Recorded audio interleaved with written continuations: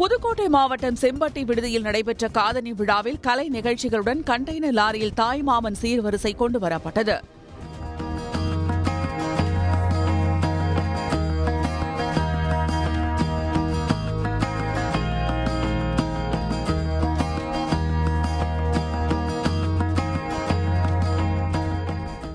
செம்பட்டி விடுதி கிராமத்தைச் சேர்ந்த சகோதரர்களான ராஜா, சரவணன் ஆகிய இருவருக்கு 2 சகோதரிகள் உள்ள நிலையில் முதல் சகோதரியான சுவாதிக்கு பிறந்த சஞ்சய், ஓவிய தமிழ் ஆகிய இருவருக்கு காதணி விழா நடைபெற்றது.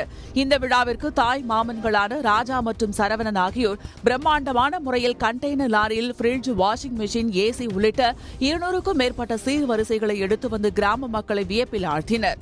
101 தட்டு, ஆடு மாடு கன்றோட கரும்போடு சேர்த்து கட்டிலு, பீரோலு எல்லா சாமான்களையும் பழைய காலங்களுடைய சீர்வரிசைப்படி நாங்கள் இன்னைக்கு எங்களுடைய அக்கா பையனுக்கு இந்த காதணி விழாவை ஆட்டப்பாட்டத்தோட தப்பாட்டத்தோட பழைய முறைப்படி நாங்கள் இன்னைக்கு இந்த சீரை செஞ்சுருக்கோம்.